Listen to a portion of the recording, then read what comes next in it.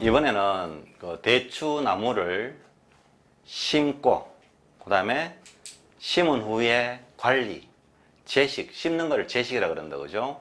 재식 이전의 준비와 재식 이후에 관리를 말씀해 드리겠습니다. 우선에 제 토양이 어떤 토양인지를 보시고, 특히 물 빠짐, 배수가 잘 돼야 됩니다. 모든 과수도 다 똑같지만 특히 대추나무는 배수가 잘 되도록 해야 됩니다. 예를 들면 배수가 잘 되지 않는 땅이면 토양 속에 강제적으로 두둑을 만들고, 그 두둑을 굴삭기를 넣어서 두둑을 만들고 파서 유공관이라는 것을 만들으셔야 됩니다. 만들으셔서 유공관을 통해서 강제 배수를 시켜야 되고, 그 다음에 유공관을 통해서 배수가 되겠지만은 심을 장소에 충분한 퇴비가 들어가야 됩니다. 퇴비는 현재 가장 좋은 퇴비는 직접 만드셔야 됩니다만은, 시중에는 아직 그런 퇴비가 나오고 있지는 않습니다만은, 아쉽게 우드칩과 그 다음에 개분을 발효를 시켜서 충분하게 발효를 시켜서 거기에다가 많은 양의 심을 장소에다가 충분하게 그 퇴비를 넣고, 그 다음에 심을 장소 위에는 다시 흙을 덮고, 마지막으로 상토와 그 다음에 흙을 섞은 거를 마지막으로 표층 위에다가 놓고 거기에다 나무를 심으셔야 됩니다. 그렇게 하지 않으면, 물 빠짐이 좋지 않으면은 대부분 나무를 심어 놓고 물 빠짐이 나쁨으로 인해 갖고 고사해 버리는 그런 경우가 상당히 많습니다. 그 다음에 둘째, 사과대추를 특히 심을 때는 겨울, 가을보다는 반드시 봄에 심어 주셔야 됩니다. 기존 대추 나무는 마이너스 한 25도에 이 강한 냉한성을 이기는 품종으로 되어 있습니다만은, 사과대추는 보통 한 마이너스 한 15도 영하에 버티는 걸로 봐서 복숭아 나무 정도의 냉한성을 가진다고 봐야 됩니다. 그렇기 때문에 가을에 뿌리가 활착되기 이전에 심어 놓고 고사해 버리는 경우가 상당히 많습니다만은, 특히 중부지방 이후 쪽에는 반드시 봄에 심어 놓으셔야 된다는 점을 반드시 아셔야 될 겁니다. 배수는 기본입니다. 그 다음 나무 심는 시기는 3월 한 중하순부터 심으시면 됩니다. 4월 초까지 심으셔도 아무 관계는 없습니다. 지금 고온으로 인해서 좀 심는 시기가 과거의 식목일보다는 좀 당겨진다는 사실을 좀 염두에 두시고, 그 다음에 배수를 하시고, 그 다음에 안에 속에 심을 장소에 깊이 우드칩과 개분을 넣는 반드시 발효됐다는 것은 냄새가 나지 않는 걸 말합니다. 발효된 퇴비를 넣고, 그 다음에 그 위에다가 흙과 상토를 섞은 거를 넣고 6개월이 지나서 봄에 대추나무를 심어야 된다. 특히 사과대추는 반드시 봄에 심으셔야 된다는 거고요. 그 다음에 봄에 심고 4월 한 10일경 정도 되면 나무에서 아주 새파랗게 발화가 됩니다. 발화가 되는 시점에, 발화가 되기 직전에 나무에 있는 발화되는 시점을 하나의 눈으로 봤을 때 하단 부위, 눈을 2개 내지 3개를 두시고 강하게 잘라 주셔야 됩니다. 강하게 자른 나무와 그냥 심으신 나무를 1년 후에 키워보면은, 강하게 자란 나무는 1m 20, 30 이상으로 크지만 강하게 자르지 않고 키운 나무는 살짝 한 20, 30cm 정도만 신초가 크고 약하게 큽니다. 그러므로써 처음에 키울 때는 반드시 20에서 30cm 정도의 2눈 내지 3눈을 남기고 강하게 4월 달에 잘라줍니다. 발화가 되기 직전에 잘라주면은 그 눈에서 새 가지가 3가닥 또는 2가닥이 올라옵니다. 올라오게 될 때 가장 잘 자란 놈, 가장 튼튼한 놈 한 놈만 키우고 나머지는 일찍 적심을 해버립니다. 아예 다 잎 자체를 다 따주는 것이 아니고 살짝 끝만 적심을 해주고 잎 수는 확보를 해주셔야 나무가 더 빨리 큽니다.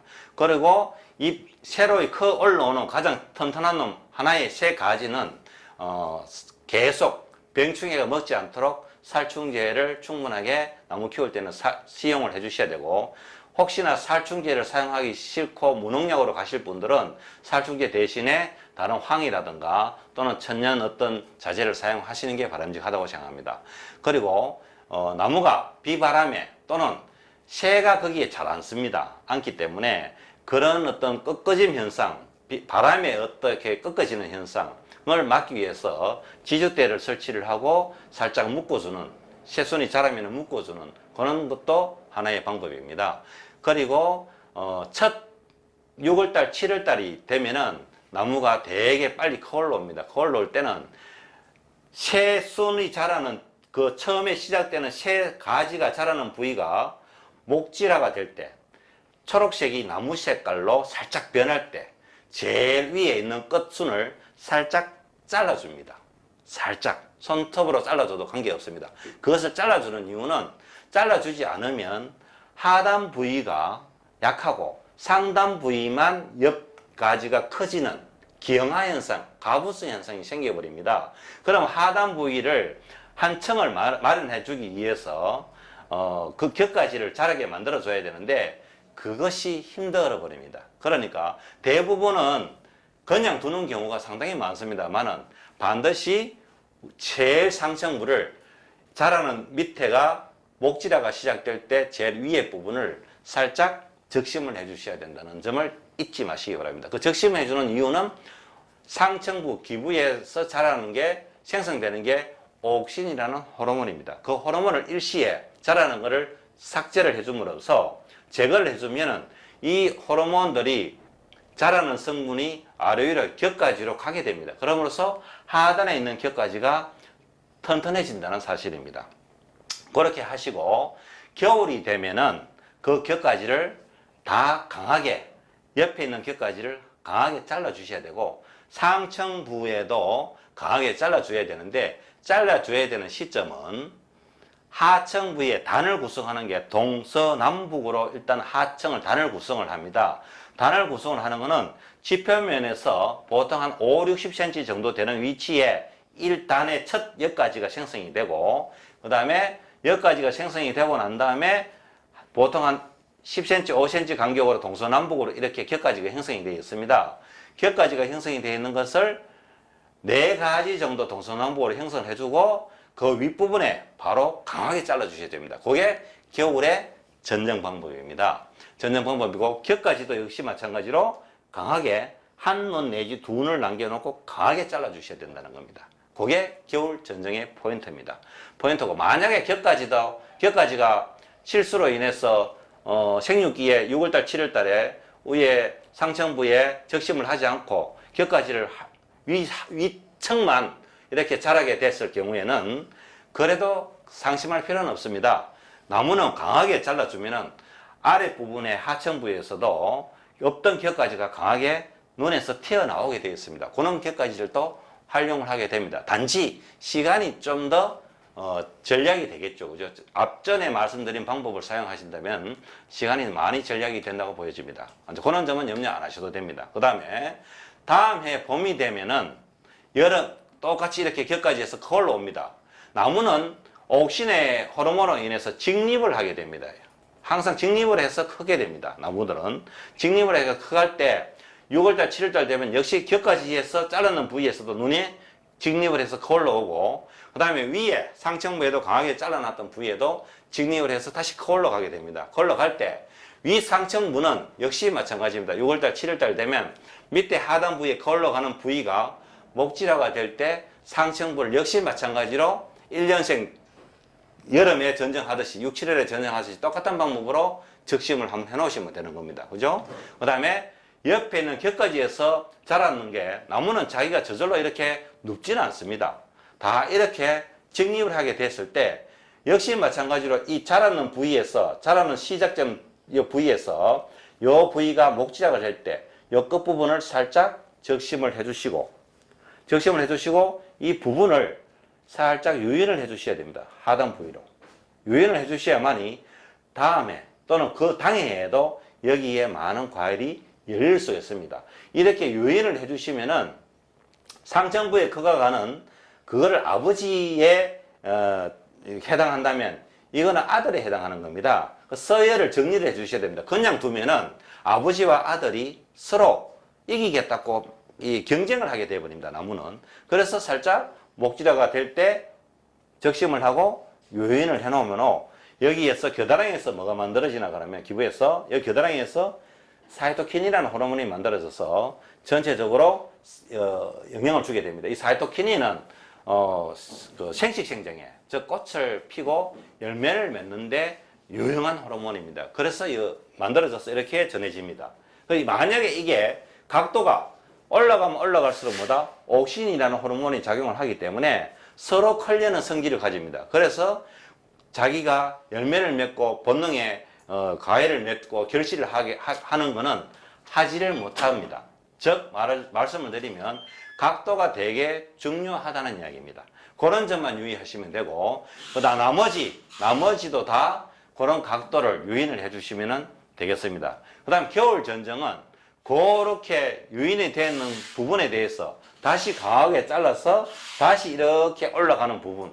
그 다음에 위에 2층을 구성을 할 때도 마찬가지로 2층도 역시 똑같이 옥신과 1년차처럼 똑같이 격까지도 똑같이 잘라서 다시 커 올라가고 다시 또 유인하는 그런 계속 순환적인 방법을 쓰면 되겠습니다. 그 다음에 나무를 제식을 할 때는 이 나무를 몇 cm까지 높이를 키를 얼마 정도 키워야 될지 그게 되게 궁금해 하시는 분이 많습니다. 그거는 어떻게 결정을 하느냐. 보통 지금 사과대추나무 같은 대추나무는 제식거리가 4m, 4m 간격으로 많이 심습니다.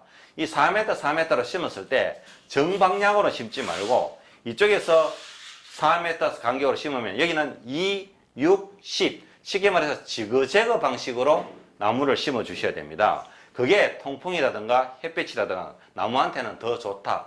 사람이 봤을 때는 정방향으로 심어 놓으면 바둑판처럼 깔끔하고 보기는 좋을지는 모르겠지만 나무한테는 별로 덜키 유익되는 면이 없다고 보여집니다. 그 다음 그 제식거리를 4m와 나무 간격을 4m로 지그재그 방식으로 심었을 경우에 그렇게 될 때 나무의 높이는 제식거리가 4m일 때 4m의 90% 정도 해당됩니다. 그러니까 49, 36, 3m 60까지의 높이로 나무를 키울 수 있습니다. 그게 가장 높이 최한선까지 높이입니다. 제식거리와 나무 높이는 대부분 관계가 많다.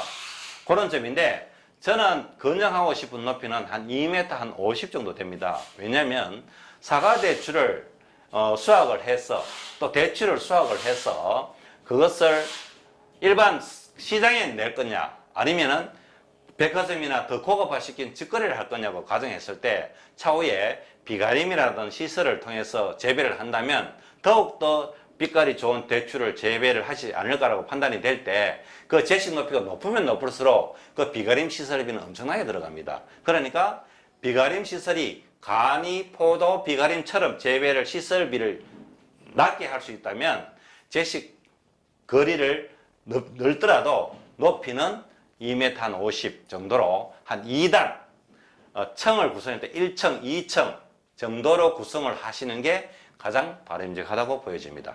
요게 제식 전의 준비와 제식 후의 관리입니다.